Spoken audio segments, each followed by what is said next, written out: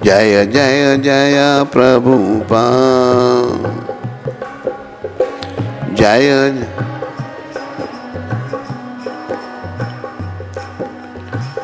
जय जय श्री कृष्ण चैतन्य नित्यानंद,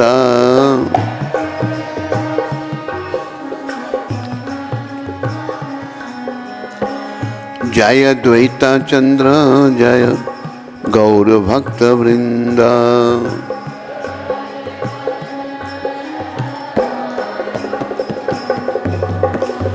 जय जगन्नाथ जय जगन्नाथ दीन बंधु जय जगन्नाथ।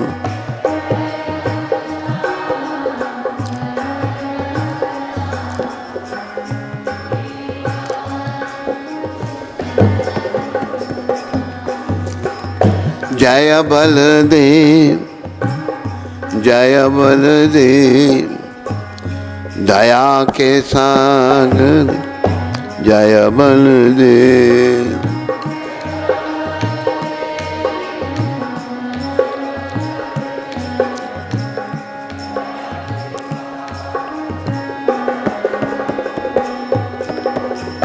जय सुभद्रा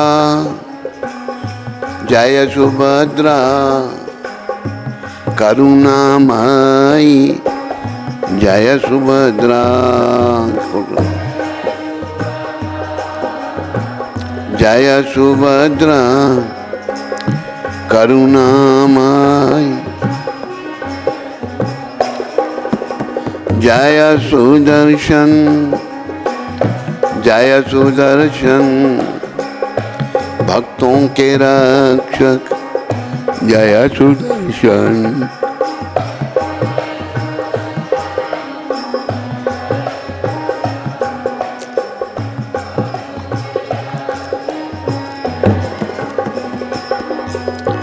बोलो जगन्नाथ बलदेव सुभद्रा माता की, बोलो गौर निताय पंच तत्व की, बोलो इन सब के देने वाले पतित पावन श्रील प्रभुपाद की। तो आज 34वां दिन है इन सब की कृपा से जगन्नाथ जी की कथा का, और आज प्रसंग आ रहा है जगन्नाथ के एक भक्त शिला रघुदास जी महाराज। रघुदास जी बहुत बड़े जगन्नाथ जी के भक्त हुए। आज उनके कथा श्रवण करो और उनके जीवन से जो शिक्षा मिलती है उसको जीवन में धारण करो। एक बार श्री रामचंद्र भगवान का एक परम भक्त था, उसका नाम रघुनाथ था। वह भगवान जगन्नाथ मंदिर के सिंह द्वार के निकट एक विशाल छत्र के नीचे निवास करते थे। एक बार जब वह भगवान जगन्नाथ के दर्शन करने मंदिर गए तो उन्होंने लक्ष्मण तथा जानकी सहित श्री राम को बेदी पर विराजमान देखा। बेदी जहाँ भगवान विराजते हैं वहाँ जगन्नाथ की जगह राम हैं, बलदेव की जगह लक्ष्मण हैं और सीता माता भी उनके साथ है। लक्ष्मण बेदी पर विराजमान है, लक्ष्मण तथा जानकी सहित वहाँ विराजमान है। उस दिन से उन्हें विश्वास हो गया कि भगवान जगन्नाथ भगवान श्री राम से अभिन्न है, वही जगन्नाथ है, वही राम है, भिन्न नहीं है। श्रील रघु जी के हृदय में भगवान श्री जगन्नाथ के सखा भाव का संचार होने लगा। उनके हृदय में भगवान का सखा भाव, वो सखा मानते थे भगवान को अपना। एक बार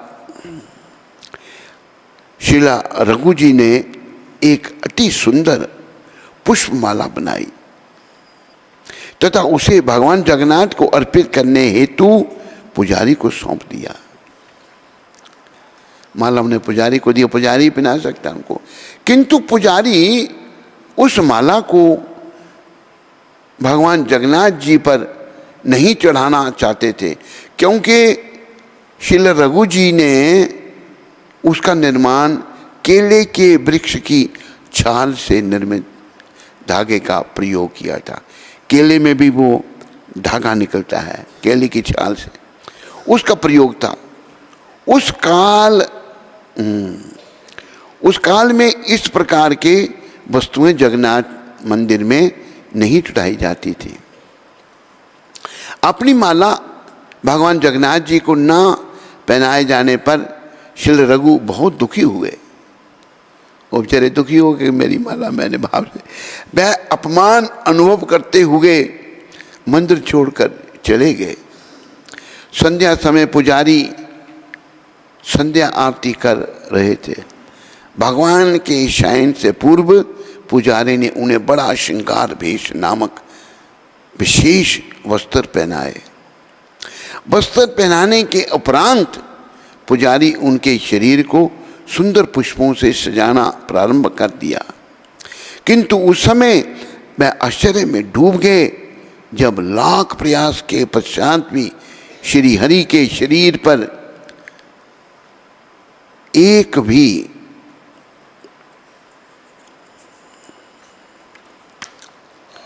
वस्त्र ना टिक सका। भगवान को वस्त्र पहना रहे हैं, वस्त्र नहीं टिक सके। भगवान ने किसी भी फूल को स्वीकार नहीं किया, फूल भी स्वीकार नहीं कर रहे जगन्नाथ भगवान। सभी पुजारी यह सोचकर बहुत चिंतित हो गए कि संभवतः उनसे कोई अपराध हो गया है। विग्रहों के प्रति जब अपराध होता है तब भी भगवान बता देते हैं। तो उन्होंने बताया अपराध हो गया, किंतु ऐसा क्या हो गया है? हो गया था, उन सब ने अपने अपराध को समझने का लाख प्रयास किया किंतु असफल रहे। प्रयास किया पर किसी ने कहा हमें नहीं समझ आ रही क्या अपराध हमसे हुआ। वे सभी मंदिर में ही सो गए। उन्होंने तब तक उपवास रखने का निश्चय किया जब तक भगवान जगन्नाथ उनके स्वप्न में प्रकट होकर उनके अपराध के विषय में नाम बता दें। उसी रात को भगवान जगन्नाथ प्रधान पुजारी के स्वप्न में प्रकट हुए। सब पुजारी वहीं सो गए तो भगवान ने प्रधान पुजारी को दर्शन दिए और उससे बताया, मेरा परम भक्त रघुदास मेरे लिए एक पुष्पमाला लाया था। उसने वह अत्यंत प्रेम एवं भक्ति भाव से बनाई थी। देखो भगवान को अच्छा क्या लगता है, भक्ति भाव, प्रेम और भक्ति भाव। तुमने माला का मात्र बाह्य रूप ही देखा कि और उसे मुझे माल्यार्पण की अनुमति प्रदान नहीं की। माला तुमने मुझे नहीं दी। तुम उस माला की सुंदरता एवं उसमें श्रद्धा को ना देख सके। देखो भगवान श्रद्धा के भाव के भूखे हैं। उसने उसे प्रेम एवं भक्ति से गूंथा था। अब मेरा भक्त मेरी सेवा से वंचित होकर अपने सामने उस पुष्पमाला को रखकर अपने घर में पड़ा हुआ है। उसने कुछ नहीं खाया। देखो भगवान को, भक्तों को कितनी चिंता हो जाती है। बोलो भक्त और भगवान की, बोलो श्री रघुदास जी महाराज की, बोलो जगन्नाथ भगवान की, भावग्राही जनार्दन जगन्नाथ भगवान की। और वह निरंतर विलाप कर रहा था। रघुदास जी रो रहे थे, निरंतर रो रहे थे। वह अभी तक नहीं, भगवान कहते अभी तक सोया नहीं है। जब तक मेरे परम भक्त की मनोकामना पूर्ण नहीं हो सकती, मैं तुमसे कोई हार कैसे स्वीकार कर सकता हूँ और शांतिपूर्वक सो सकता हूँ। भगवान देखो, अगर भक्त नहीं सोएंगे तो भगवान भी जागते हैं। ऐसे मूर्ख लोग ऐसे भगवान को छोड़ करके, चाहे हम पुरुष के चोले में हैं या स्त्री के चोले में है, तो माया में हम लोग भटक रहे हैं। ये माया तो दुखदाई है, माया तो नरक में ले जाने वाली है। तुरंत ही मुख्य पुजारी जग गए और उन्होंने अन्य पुजारियों को सब वृत्तांत विस्तार से बताया। तब समस्त पुजारी मिलकर रघुदास जी के समीप गए और उनसे अपने अपराध के लिए क्षमा याचना की एवं उनकी पुष्पमाला भगवान जगन्नाथ को अर्पित करने का निवेदन किया। श्री रघुनाथ जी यह सुनकर अत्यंत प्रसन्न हुए कि दया निधान भगवान उनकी पुष्पमाला स्वीकार करने हेतु उनकी प्रतीक्षा कर रहे हैं। श्री रघुनाथ परम आनंद के सागर में डुबकियां लगाने लगे। देखो भगवान कैसे हैं, भक्तों का कैसे ध्यान रखते हैं वो। एक बार श्री रघुदास एक गंभीर रोग से ग्रसित हो गए। ये दूसरी घटना है, बड़ा गंभीर रोग हो गया उनको। उनका स्वास्थ्य इतना छिन्न हो गया कि वह अपने विस्तार से भी, अपने बिस्तर से भी नहीं उठ सकते थे। उन्हें मल त्याग भी बिस्तर पर ही करना पड़ता था। मल ही बिस्तर पर ही त्याग करते थे, इतने कमजोर हो गए। चारों ओर दुर्गंध फैल गई थी। रघुदास इतना असहाय हो गए थे कि वह कभी कभी चेतना शून्य हो जाते थे, बेहोश हो जाते थे। उस समय एक छोटा बालक श्री रघुदास की सेवा के लिए उनके पास आया करता था। उस हालत में मैं उनके शरीर को स्वच्छ करके उस पर सुगंधित चंदन लगाता था।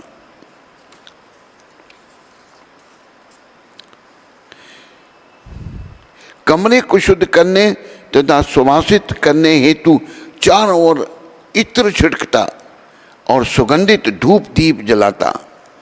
जब रघुदास की चेतना लौटी, रघुदास जी होश में आए, तो उन्होंने देखा कि वह बालक साक्षात भगवान जगन्नाथ थे। देखो कैसे हमारे भगवान का ध्यान करो जरा, साक्षात वो जगन्नाथ थे। श्री रघुनाथ ने भगवान से कहा, परम प्रिय प्रभु, आप यहाँ क्या कर रहे हैं? मेरे लिए यह नीच कर्म करके आप मुझे पाप में डाल रहे हैं। आपसे सेवा कराकर और अधिक पापी एवं कलुषित हो गया हूँ। हे भगवान, आप तो दया के सागर हैं। यदि आप चाहते तो मुझे सरलता से रोग मुक्त कर सकते थे। यहाँ ये बड़ी जरूरी बात है, सब ध्यान में रखना है इस बात को। रघुदास जी कह रहे हैं कि अगर आप चाहते तो मुझे रोग भी मुक्त कर सकते थे। मुझे रोग मुक्त करने के स्थान पर आप मेरे लिए यह नीच कर्म क्यों कर रहे हैं? भगवान ने सरल मुस्कुराहट के साथ उत्तर दिया। वो छोटा बालक जो था भगवान जगन्नाथ थे। हाँ, मैं आसानी से तुम्हें रोग मुक्त कर सकता था, किंतु मैं चाहता हूं कि तुम समस्त प्रारब्ध कर्मों के पाप से मुक्त हो जाओ। प्रारब्ध कर्मों को हमने भोगना पड़ेगा, ये याद रखो। भगवान कह रहे हैं प्रारब्ध कर्मों के पाप से मुक्त हो जाओ, जिससे अपनी मृत्यु के पश्चात मेरे परम धाम में स्थान पा सको। इसके अतिरिक्त तुम्हें यह भी जान लेना चाहिए कि जिस प्रकार मेरे भक्तों को मेरी सेवा से प्रसन्नता प्राप्त होती है, उसी प्रकार मैं भी अपने भक्तों की सेवा करके प्रसन्नता का अनुभव करता हूँ। देखो कैसे भगवान हैं, ये याद रखो। ऐसे दयालु भगवान को कभी मत छोड़ो। माया के प्रभाव में आने पर भी ऐसे दयालु भगवान को मत छोड़ो। भगवान कहते हैं अपने भक्तों की सेवा करके प्रसन्नता का अनुभव करता हूँ। मैं सदैव तुम्हारी सेवा करने का अवसर प्राप्त करने की कामना करता हूँ। मेरे तथा मेरे भक्तों के मध्य किसी भी प्रकार का कोई भेद नहीं है। इस प्रकार भगवान जगन्नाथ एवं उनके भक्त श्री रघुदास के अंतरंग संबंध स्थापित थे। श्री रघुदास अत्यंत सरल एवं विनम्र थे। उनका स्वभाव एक छोटे से बालक की भांति निष्कपट था। छोटे बालक की तरह वो निष्कपट थे, कोई कपट नहीं था उनके मन में। देखो हमारे मनों में कपट है, जब कपट आ जाता है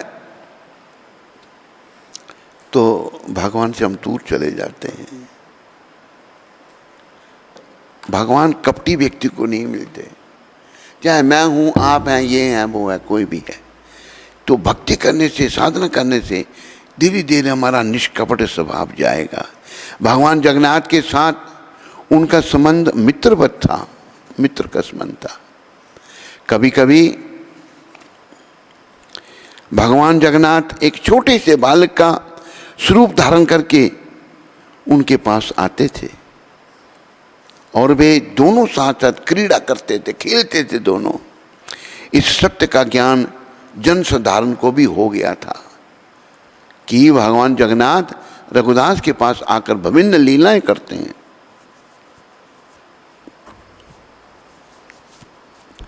ये ज्ञान आम लोगों को भी हो गया था कि जगन्नाथ भगवान आकर बाल लीलाएं रघुदास जी के साथ करते थे। देखो रघुदास कितने महान थे।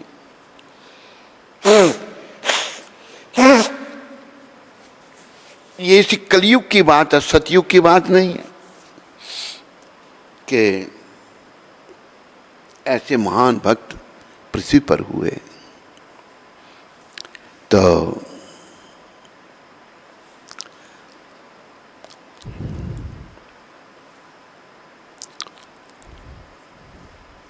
भगवान जगन्नाथ रघुदास के पास आकर विभिन्न लीलाएं करते हैं। हर कोई रघु का सम्मान करने लगा।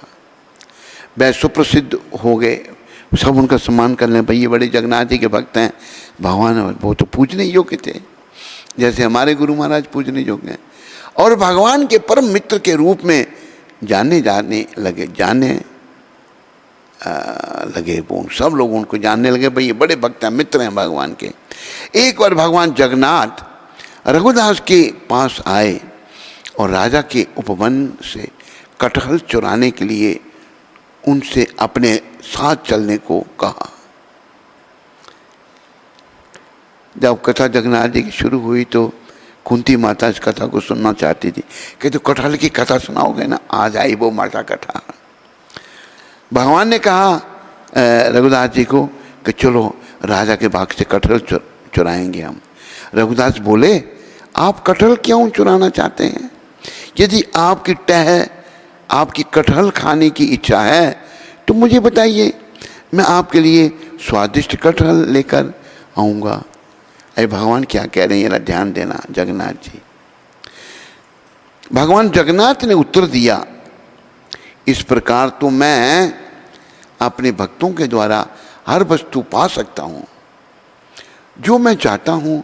वास्तव में मेरे पास सब कुछ है।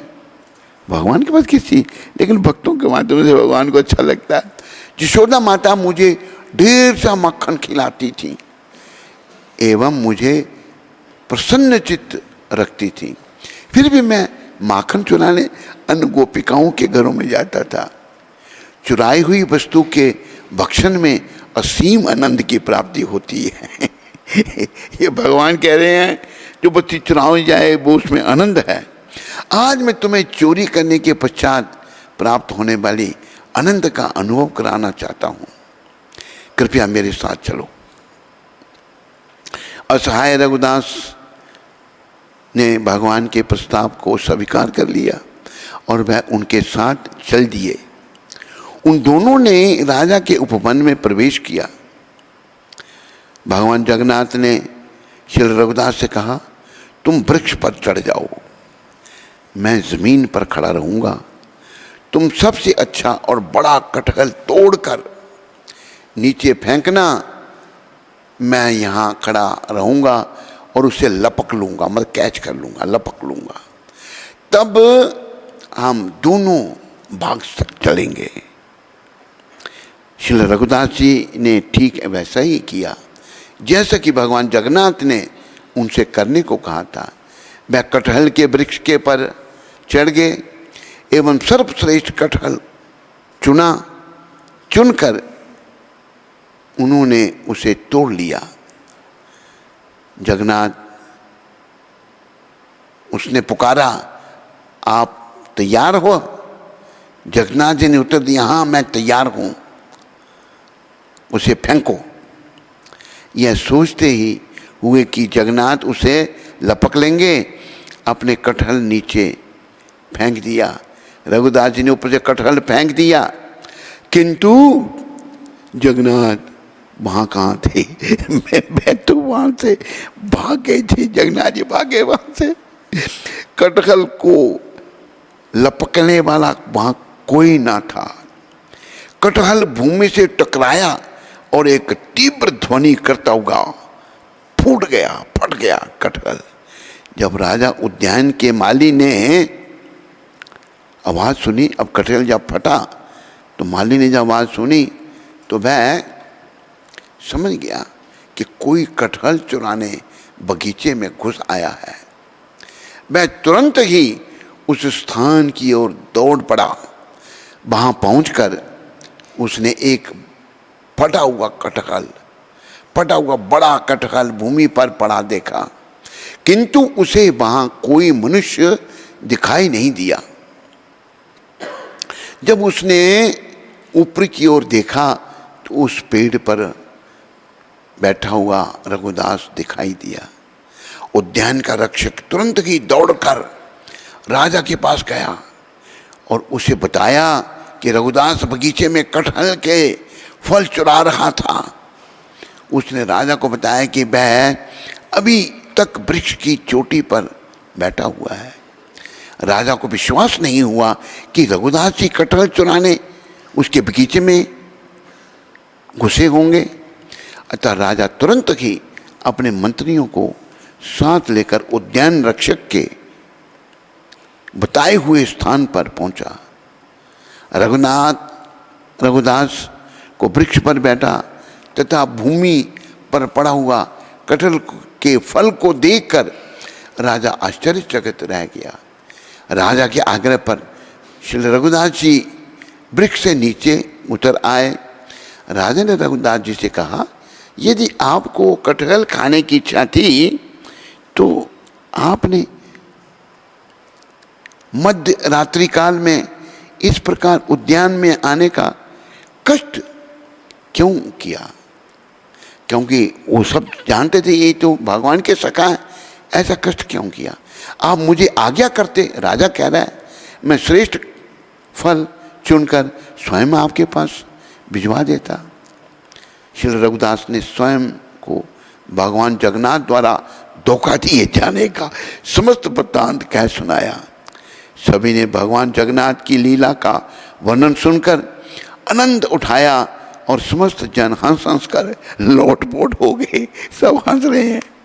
बोलो जगन्नाथ भगवान की, बोलो रघुनाथ दास जी महाराज की। उन्होंने रघुदास की महानता का गुणगान किया। इस प्रकार श्री रघुदास को भगवान जगन्नाथ की मैत्री से आमोद प्रमोद का सौभाग्य प्राप्त हुआ था। एक भक्त ने रघुदास के साथ भगवान जगन्नाथ जी की लीला का आंखों देखा वृत्तांत सुनाया। क्या सुनाया? एक बार रथ यात्रा के समय भगवान जगन्नाथ, बलराम तथा भगनी यानी सुभद्रा के आसन रथ पर लगाए गए। राजा द्वारा मार्ग स्वच्छ करने के पश्चात रथ प्रस्थान के लिए तैयार था। हजारों लोगों ने रथ की रस्सी को खींचा, किंतु वह अपने स्थान से हिला तक नहीं, रथ नहीं हिल रहा। इस स्थिति को देखकर अंग्रेज प्रशासन ने भगवान के रथ को खींचने के लिए एक हाथी की व्यवस्था कर दी। तो अंग्रेजों का राज था तब, हाथी की व्यवस्था की, किंतु रथ फिर भी अपने स्थान से नहीं हिला, रथ नहीं हिला। अंग्रेज साहब ने रघुदास से कहा, रघुदास जी ये कैसे ईश्वर हैं? मैंने रथ खींचने के लिए शक्तिशाली हाथी लगा दिया, किंतु यह रथ तनिक भी नहीं हिलता है। यह सुनकर रघुदास रथ पर चढ़ गए एवं भगवान के समीप पहुंच गए, जगन्नाथ जी के पास पहुंच गए।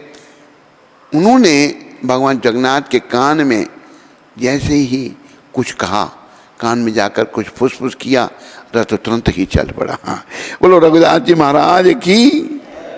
अंग्रेज साहब यह सब देखकर दंग रह गए। उसने रघुदास से कहा, आप संपूर्ण हैं और आपके भगवान जगन्नाथ भी संपूर्ण हैं। बोलो जगन्नाथ रथ यात्रा महामहोत्सव की। श्रील रघुदास जहाँ निवास करते थे वहाँ घर के बाहर प्रसाद से परिपूर्ण एक पात्र रख देते थे। और उनकी लीला सुनो, रघुदास कितना महान थे।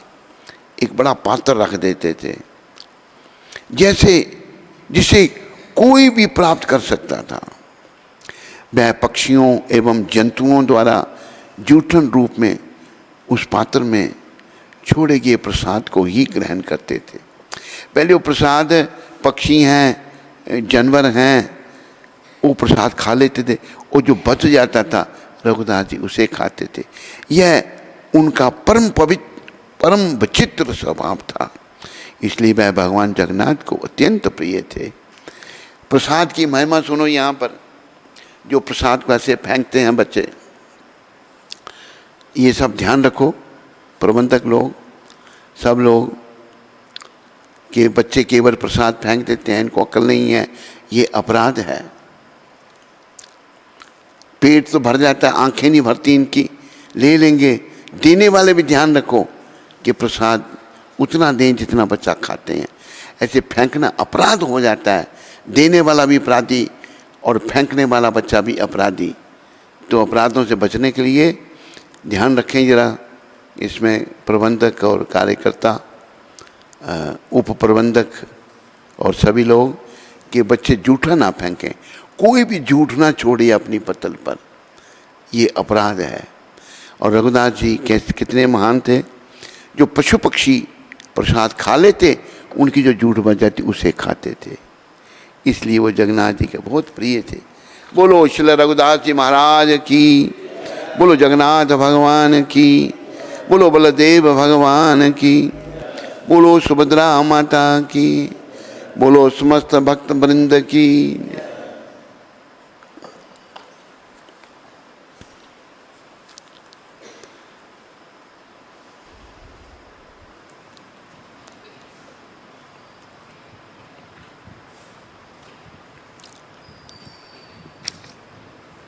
दिव्य गीता माता, दिव्य गीता माता नॉर्वे से। हरे कृष्ण महाराज जी, जब आपने पूछा कौन कौन भक्त बनना चाहता है, तो मैंने भी अपना हाथ खड़ा किया है। कृपया मुझे भी आशीर्वाद दें कि मैं भी भक्त बन सकूं। दिव्य गीता माता, मेरी शुभकामनाएं तुम्हारे साथ में हैं। तेरे पर प्रभुपाद जी कृपा करें, गौ निताय कृपा करें, और जगन्नाथ बलदेव सुभद्रा माता कृपा करें कि तू भक्त बने माता, और तेरा जीवन सफल हो। विधि शर्मा माता, अब अपना फोटो खींच के भेजना। दिव्य गीता माता हाथ खड़ा किया हुआ। विधि शर्मा माता उधमपुर से। विधि माता। हरे कृष्ण गुरु महाराज जी, आपके चरणों में मेरा कोटि कोटि प्रणाम। कल मुझे इतने अच्छे से समझाने के लिए आपका बहुत बहुत धन्यवाद। मैंने अपनी परिस्थिति बहुत लोगों को बताई, पर मुझे कहीं मदद नहीं मिली, पर आपने इतने अच्छे से मुझे समझा दिया। आपका एक भजन है, जो सुख आए तो हंस देना, जो दुख आए तो सह लेना, सुनाना और किसी को ना गुरुजी को सुना देना। और सच में हमें हर चीज़ का हल गुरुजी ही दे सकते हैं। महाराज जी, अगर आप हमारे जीवन में नहीं आते तो हम पता नहीं भक्ति मार्ग में चल भी पाते कि नहीं। अभी तो मैं भक्ति पथ में बहुत पीछे हूँ, पर आपकी कृपा से मैं आपकी बातों को जीवन में धारण करके एक अच्छी आत्मा बनने का प्रयास करूँगी। आपकी पतित बेटी। विधि माता, ये सब प्रभुपाद जी की कृपा है। अगर प्रभुपाद जी नहीं होते तो कैसे होता, क्या होता। एक वो भजन है ना, प्रभुपाद न होते तब की होता, ये जीवन बहता कैसे। प्रभुपाद न होते तब क्या होता, ये जीवन बहता कैसे। कहाँ ये भजन दो ना, ये है कहीं पर है, लिखा हुआ है, ये संजय ने लिख के दिया था। देखो प्रभुपाद ही हमारे रक्षा करने वाले हैं, पालनहार हैं, जिनकी कृपा से आज हम भक्ति करने का प्रयास कर रहे हैं। अगर हम प्रभुपाद जी के संपर्क में नहीं आते तो क्या होता हमारे जीवन का, इधर उधर भटकते रहते। जैसे मैंने प्रभुपाद जी से मिलने से पहले एक पखंडी के साथ में भाग गया था वृंदावन, और पखंडी प्रवचन तो बड़ा ज़बरदस्त करता था, लेकिन वो पखंडी ने गर्लफ्रेंड रखी हुई थी वहाँ पर आश्रम में ही। वो आश्रम मैंने संजय को कुछ और भक्तों को दिखाया था। तो प्रभुपाद जी नहीं होते तो हमारा जीवन बेकार होता। तो ये मैं भजन आपको सुनाने का प्रयास करता हूँ। बड़ा अच्छा किसी ने लिखा है, हमारे गुरु भाई ने लिखा है कि है ये भजन में लिखा हुआ रखा हुआ है, यदि प्रभुपाद न होते तब की होता ये जीवन बहता कैसे। लिखा नहीं है मेरे ख्याल में। जमीन पर मत रखो पुस्तक, गोद में रख लो। अगर प्रभुपाद नहीं होते तो क्या होता, ये जीवन हमारा कैसे है। Very good. कुंती माता तेरे से भी आगे बढ़ रही है भाई, बराबर मुकाबला करो। ये लिख देना कभी दिन में है, प्रभुपाद जी का भजन सुन के जाओ। अरे काम तो है। यदि प्रभुपाद न होते तो क्या होता ये जीवन बहता कैसे। प्रभुपाद न ये जीवन बहता। निताई गौर की असीम करुणा, निताय गौर की फैलाते दुनिया में कैसे, फैलाते दुनिया। यदि प्रभुपाद न होते तो क्या होता ये जीवन बहता कैसे। यदि प्रभुपाद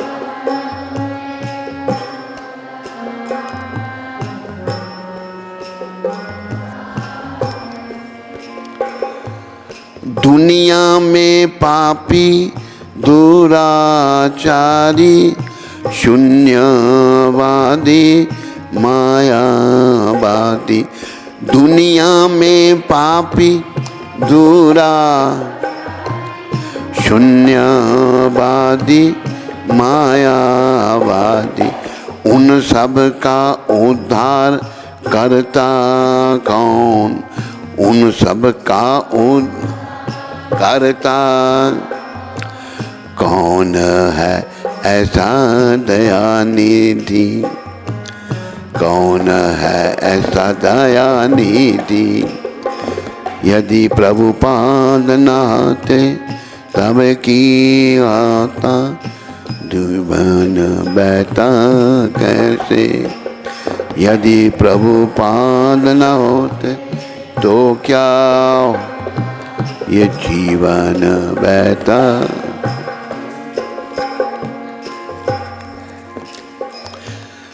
उन लोगों तक जाता कौन और कौन बांटता हरि नाम।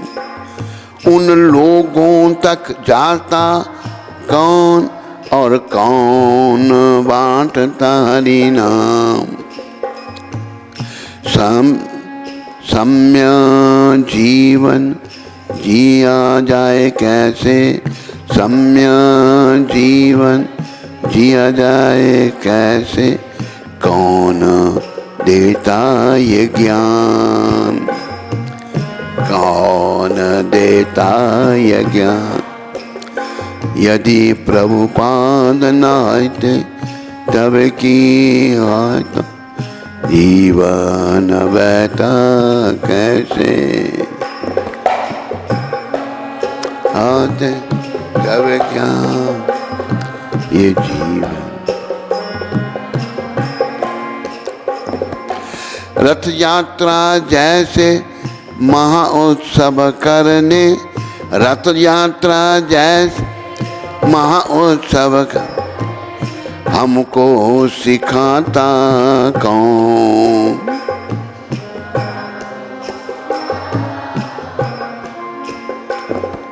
रथ यात्रा जैसे महा उत्सव करने हमको सिखाता कौन।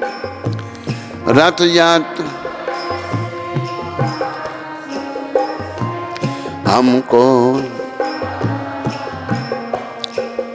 यदि प्रभुपाद न होते तो क्या होता, प्रभुपाद न होते तो क्या, ये जीवन बहता कैसे, ये जीवन।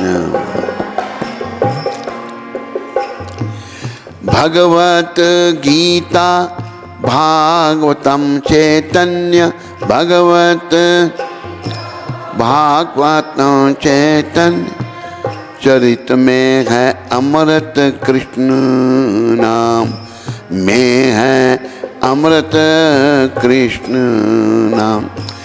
भगवत गीता भागवत चैतन्य चरित, गीता भागवत चैतन्य चरित में है अमृत कृष्ण नाम, में है अमृत कृष्ण नाम।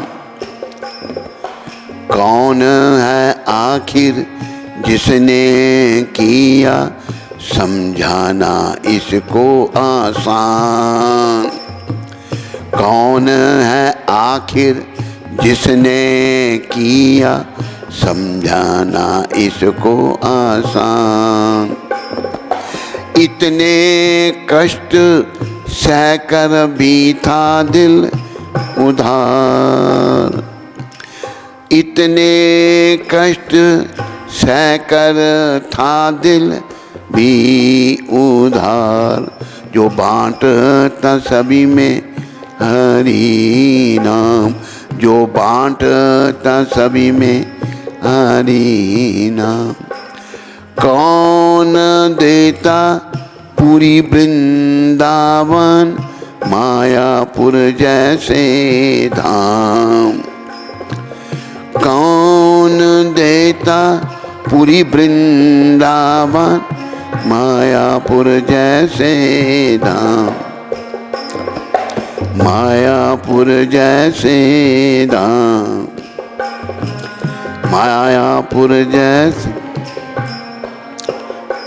यदि प्रभुपाद न होते तो क्या होता, ये जीवन बहता कैसे। यदि प्रभुपाद जीवन बहता। श्री चैतन्य महाप्रभु की शिक्षाएं हैं, श्री चैतन्य महाप्रभु की शिक्षाएं हैं। दुनिया का धन परम, दुनिया का धन परम। इस धन के आचार प्रचार करने का, इस धन के आचार प्रचार करने का किसने किया नियोजन, किसने किया नियोजन। निताय गौरांग है प्रेम कल्प वृक्ष, निताय गौरांग। उनसे एक प्रभुपाद का हृदय, उनसे एक प्रभुपाद का हृदय सदा रहे आपकी शरण, सदा रहे आपकी शरण। यदि प्रभुपाद न होते तो क्या होता, ये जीवन बहता कैसे। यदि प्रभु जीवन बहता। हरे कृष्ण कृष्ण कृष्ण हरे हरे, हरे राम राम राम हरे हरे, हरे।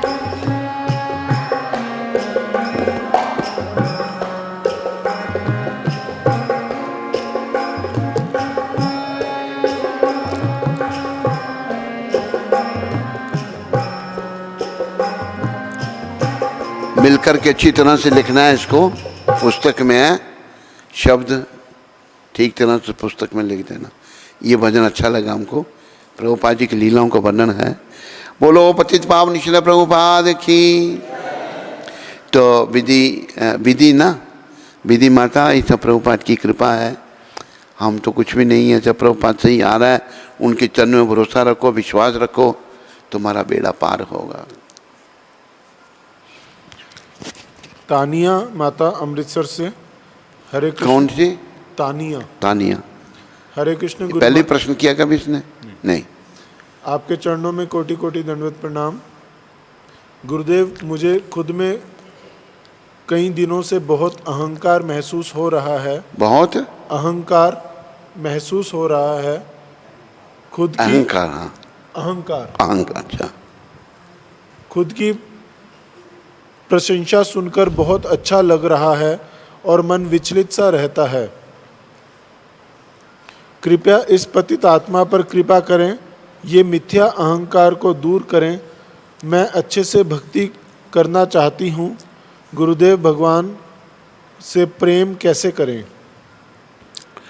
देखो तनिया माता, तनिया ना, तनिया माता ऐसा है, अहंकार हमें तब तक बना रहेगा जब तक हम अपने को शरीर समझेंगे और शरीर संबंधी कार्य करते रहेंगे। और आध्यात्मिक जीवन की तनिया माता यहाँ से शुरू होती है, शुरुआत होती है कि हम ये शरीर नहीं है, हम जीवात्मा हैं और परमात्मा के अंश हैं। तो ये चिंतन करो, बार बार प्रयास करो। ये दोष हमें पता नहीं कितने जन्मों से है और इस जन्म में प्रभुपाद कृपा से हमें ये पता लग रहा है, इसको दूर करने का प्रयास करना है। इसका बार बार चिंतन करो, धीरे धीरे ये प्रैक्टिकल भी होगा। हर समय आपने ये सोचना है कि मैं ये शरीर नहीं, मैं ये शरीर नहीं, मैं ये शरीर नहीं। I am not this body, I am not this body, I am not this body. I am soul, I am soul, I am soul. मैं जीवात्मा हूँ, मैं जीवात्मा हूँ, मैं जीवात्मा हूँ। बार बार जब करेंगे ना तो आपके ध्यान में ये बात आएगी, फिर इसको प्रैक्टिकल भी आप कर पाओगे कि मैं ये शरीर हूँ ही नहीं। तो धीरे धीरे और जप करने से, नियमों का पालन करने से, भक्ति करने से आपकी आत्मा शुद्ध होगी। तो आप फिर भजन करने से ही आत्मा, नाम जपने से ही आत्मा शुद्ध होगी। सेवा करने से, जैसे कि दो हम बताते हैं, तन पवित्र सेवा किए, धन पवित्र किए दान, मन पवित्र हरि भजन सो होत त्रिविधि कल्याण। तन की पवित्रता तनिया माता सेवा से है। ये हमें सिख भाइयों से सीखना चाहिए। सिख भाई हमारे बड़ी सेवा करते हैं। गुरुद्वारे में एक बार गया तो जूतों की सेवा कर रहे हैं, बर्तन धो रहे हैं। तो ये बहुत अच्छा है सिखों में सेवा भाव। और देखो अभी कोविड से कितने लोग मर गए दिल्ली में। एक सरदार परिवार, उन्होंने कोविड में बड़ी लोगों की सेवा की, सारे पुलिस वालों ने उनका सम्मान किया। और मैंने वो वीडियो देखा था, सब लोग हॉर्न बजाते हुए जा रहे हैं, कोई उनको माला अर्पण कर रहा है। तो सिख भाइयों की सेवा को शत शत प्रणाम है। तो सेवा करो तन से और मन से, हरि भजन करो। और धन है तो उसको भगवान की सेवा में लगाओ। तो याद रखो तनिया माता, धीरे धीरे शुद्धि होगी और गुरु चरणों में भी धीरे धीरे प्रेम होगा। हरे कृष्ण। रामृत प्रभु रांची से। रामदेव? रामृत। रामृत। गुरुदेव महाराज जी के चरण कमलों में इस अधम पतित का कोटि कोटि दंडवत प्रणाम स्वीकार हो।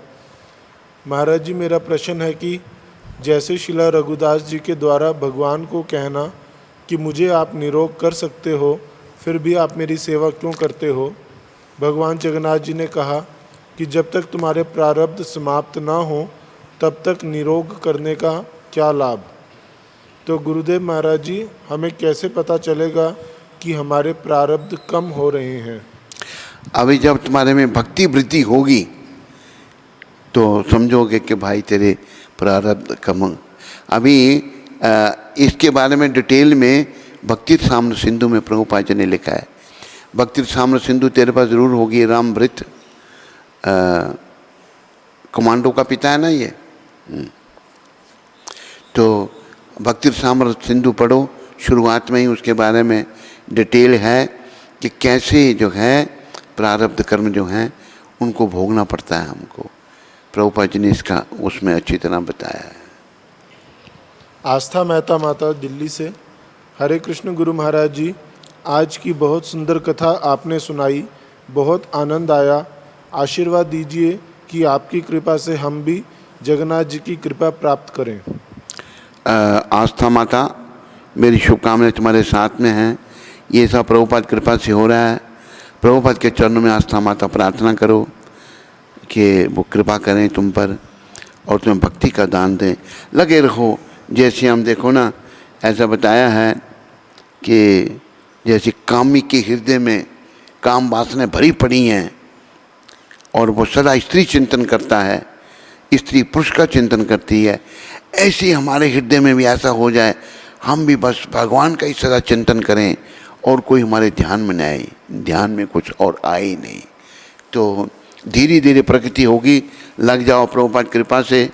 और प्रभुपाद का ही ये भक्ति आंदोलन है, उन्होंने ही पूरे संसार को दिया है। उनके चरणों में बार बार प्रार्थना करो। तो मुझे अगर आपकी प्रार्थना सही हुई आस्था माता, तो प्रभुपाद जरूर उसका उत्तर देंगे और आप पर कृपा करेंगे। जैसे यहाँ पर प्रभुपाद जी ने कुंती माता की एक समस्या हुई थी और कुंती माता ने तो प्रार्थना में नहीं की थी। कुंती माता प्रभुपाद जी के आश्रम के इस मंदिर में निर्माण कार्य को देख रही थी, तो बड़ी परेशानी आई और प्रभुपाद जी ने जो है परेशानी का हल कर दिया। तो ये एक बहुत बड़ा उदाहरण है कुंती माता का। तो आप भी प्रार्थना करो प्रभुपाद के चरणों में। अगर आपकी प्रार्थना हृदय से हुई तो भगवान ज़रूर सुनेंगे, प्रभुपाद ज़रूर सुनेंगे और आप भगवान के निकट आएंगे। नीरज लोधी दिल्ली से, हरे कृष्ण गुरुदेव जी, मैंने भी अपने दोनों हाथ उठाए थे गुरुदेव, आशीर्वाद दीजिए कि मैं आपका चेला बन जाऊं जल्दी से। मेरी शुभकामनाएं नीरज लोधी तुम्हारे साथ में हैं। कोई अगर कमी आ रही है तुम्हें अपने जीवन में, जैसे तूने पहले बताया था, उसके लिए प्रभुपाद जी और नित्यानंद भगवान के चरणों में प्रार्थना करो। ये शब्द याद रखो, आर कबे निताई चांद करुणा हईबे, संसार वासना मोरे कबे तुझ होइबे। मेरे पर नित्यानंद भगवान कब कृपा करेंगे, मेरे मन में जो संसारी विषय वासनाएं हैं वो समाप्त करेंगे। प्रभुपाद कृपा से नित्यानंद भगवान के चरणों में प्रार्थना करो।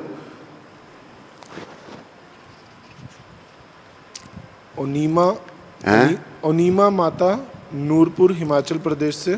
नूरपुर जी, हिमाचल से।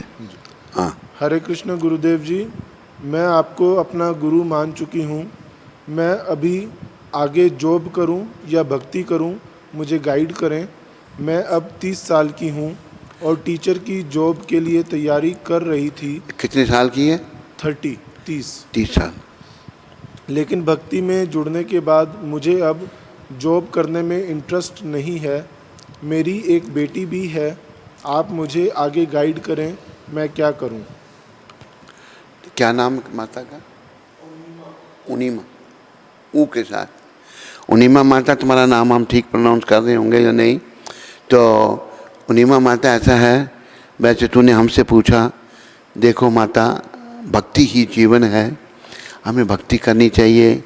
ऐसा भागवत में बताया है कि कौमार आचरते प्रज्ञो धर्मान भागवतन ही दुर्लभ मानुष जन्म तद अपि दुर्भमर्थदम। ये प्रहलाद महाराज कह रहे हैं कि भक्ति जो है ये 5 साल की अवस्था से शुरू करनी चाहिए, तब अंत में जाके परिपक्व होती है। तुम्हें अभी 30 साल की अवस्था में माता अगर समझ आ रही है तो मेरा तो यही सुझाव है, आगे जैसे तुम्हारी इच्छा वैसा कर सकती हो। पर भक्ति ही जीवन है। अगर अभी से हम भक्ति करेंगे तो दोष निकालने में समय लग जाएगा ना। अब पढ़ाई तूने अगर MA की है या BA की है तो समय लगा ना वो पढ़ाई करने के लिए। इसी प्रकार भक्ति रूपी PhD करने में भी समय लगेगा। तो प्रहलाद महाराज जो बहुत भक्त शिरोमणि हुए हैं, उन्होंने सुझाव दिया है कि 5 साल की अवस्था से भक्ति करनी चाहिए, ये प्रहलाद महाराज ने कहा है। तो कहीं अंत में जाके भक्ति परिपक्व होगी।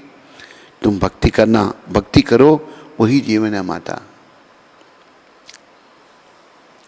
स्कंद पुराण में तुलसी देवी की प्रशंसा इस प्रकार की गई है। मैं तुलसी देवी को नमस्कार करना चाहता हूँ।